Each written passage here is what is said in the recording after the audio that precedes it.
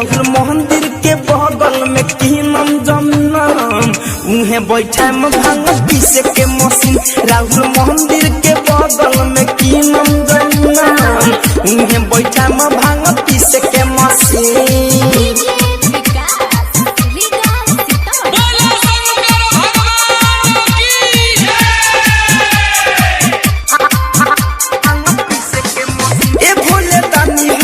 न परेशानी आइल बानी दुआरे हो कदिनी हो दुखे हरी तोरा सुनली हमरो लाचारी हो।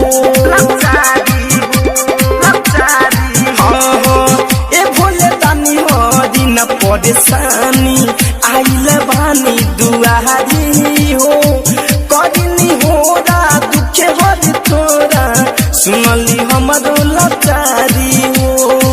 कथिए बाबा मोरा जिंदगी रंगीन कथिए बाबा मोरा जिंदगी रंगीन।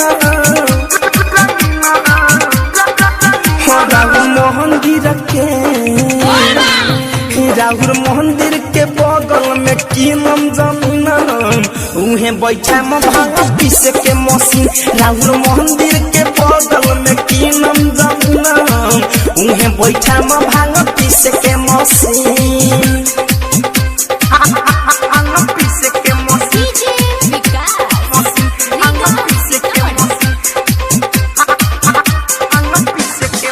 बिना लभर के बाजी न उदास हो पूरा दमनमा के आस हो। धड़कन धनंजय राइटर पवन के रवि पबा विश्वास हो।